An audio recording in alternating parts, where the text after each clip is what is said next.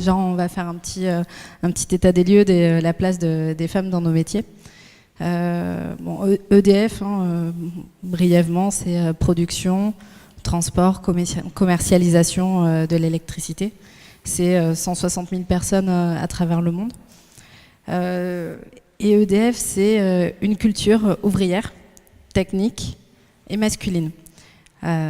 Donc clairement, la place des femmes dans nos métiers est encore faible. On était 22% en 2006 et on est passé à 26% en 2016.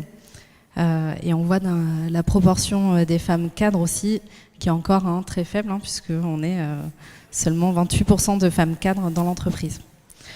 Faire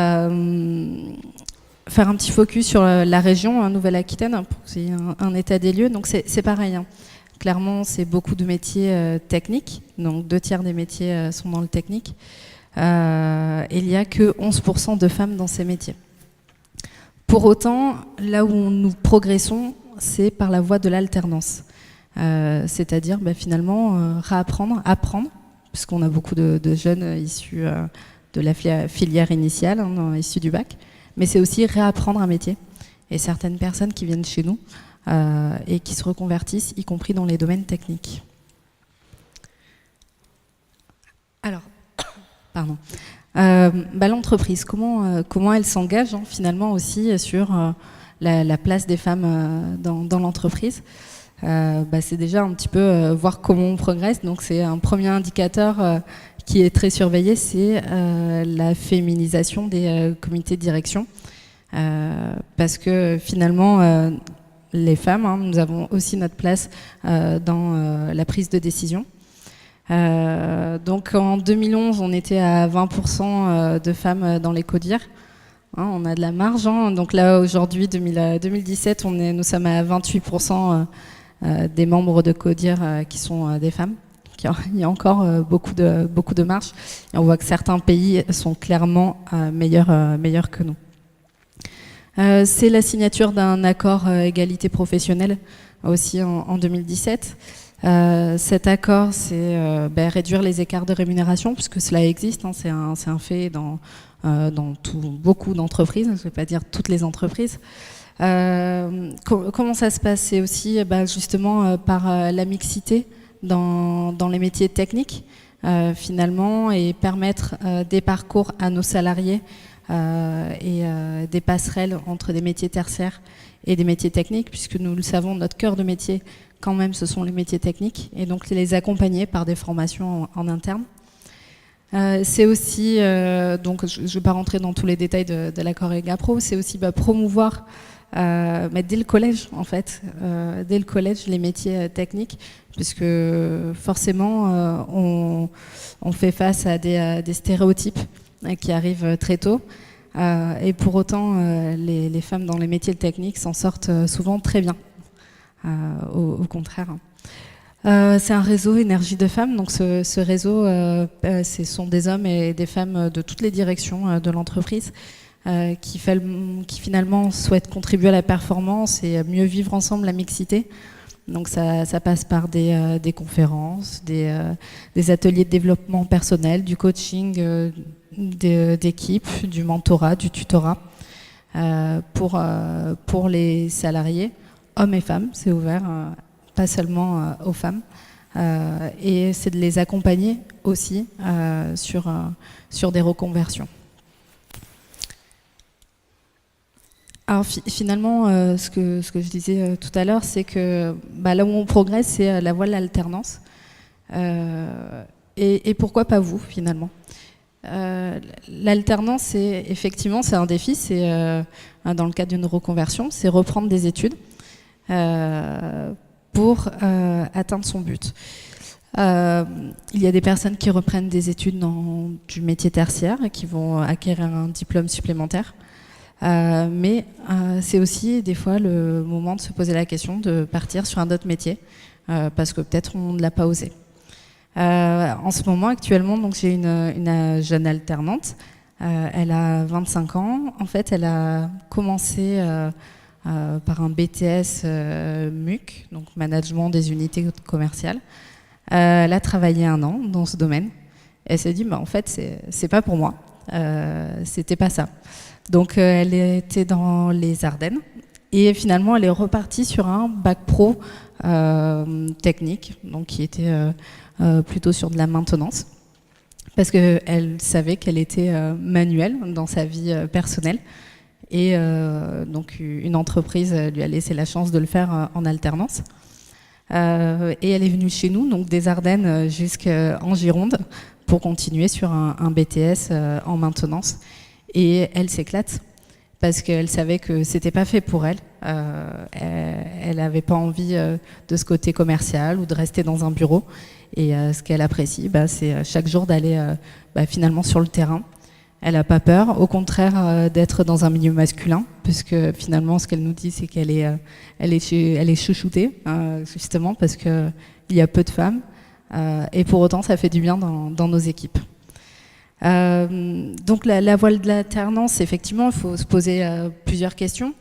Est-ce que c'est un contrat d'apprentissage, contrat de professionnalisation? La réponse, en fait, ça va dépendre aussi de votre situation, de votre âge, si vous êtes à la recherche d'emploi, est-ce que vous êtes déjà salarié? Donc ça, c'est plutôt au cas par cas. Vers quel métier? Alors ça, bonne question. Je ne suis pas venue en vous vendant forcément un métier, mais ça va dépendre aussi de vos appétences. Je suis sûre que parmi vous, il y a peut-être des manuels dans votre vie personnelle, des bricolaises et qui aiment bien toucher et avoir du concret, et qui n'ont pas envie de rester dans un bureau tous les jours, mais qui ont envie de pouvoir aller sur le terrain et d'être au plus près d'activités industrielles. Donc pour vous donner des idées aussi, parce que c'est vrai qu'on se dit c'est un grand pas, parce qu'on sort pas d'un bac S ou quoi. Il y a par exemple les métiers de la prévention des risques.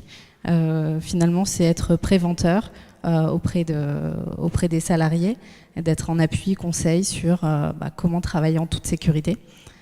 Il peut y avoir les métiers de la maintenance, de la logistique, les métiers de la chimie aussi, qui sont forcément accessibles.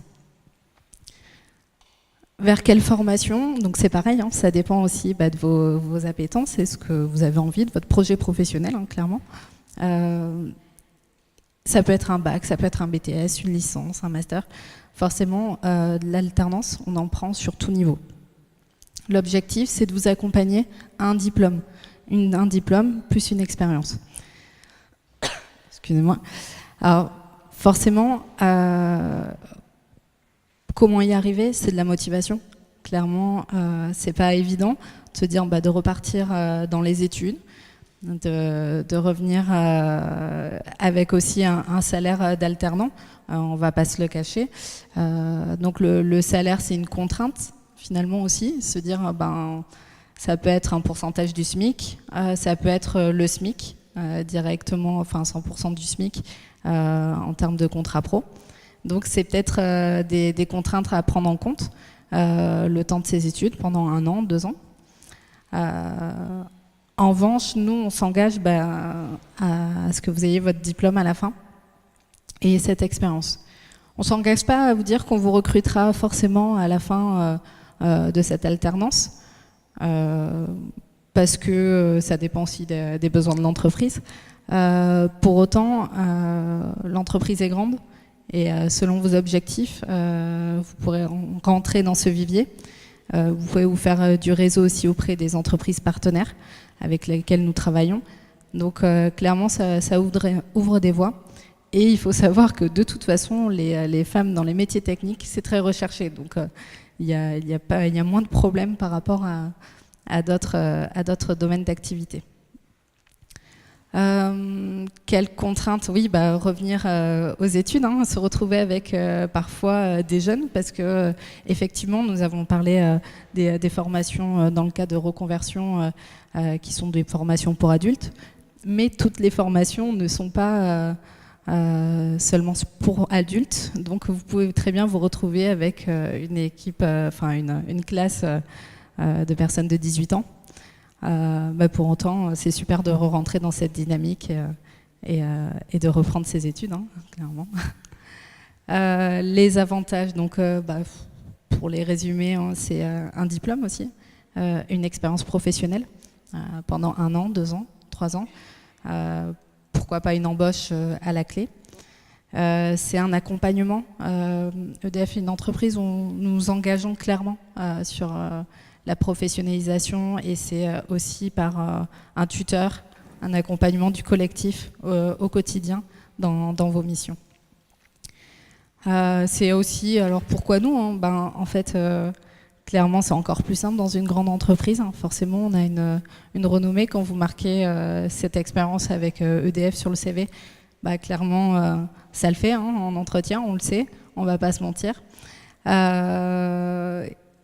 Et puis tous les avantages qui peuvent y avoir. Forcément on aide, que ce soit sur du transport, sur de l'hébergement, tous nos alternants. Alors pour le coup, je vais parler de la centrale nucléaire parce qu'on se dit, waouh, c'est très loin de Bordeaux. Effectivement, on est à 70 km à peu près de Bordeaux. Pour autant, on a des bus, on a un bus gratuit qui part tous les jours de Bordeaux pour nos salariés et qui va jusqu'à la centrale nucléaire et qui revient le soir. Il y a des aides aussi d'hébergement, soit à proximité de la centrale nucléaire, soit à proximité aussi du centre de formation. Parce qu'on sait que c'est pas évident forcément pour tout le monde, puisqu'il y a déjà une concession à faire sur la rémunération parfois. Donc j'espère avoir suscité quelques vocations. En tous les cas, même individuellement, je suis présente toute la journée pour échanger sur votre projet professionnel et se dire ce qu'on peut construire ensemble. Que ce soit à la centrale nucléaire ou ailleurs dans EDF, où forcément, comme je vous disais, je ne rentre pas dans la totalité des métiers. Il y en a suffisamment, donc nous pouvons échanger ensemble à la suite.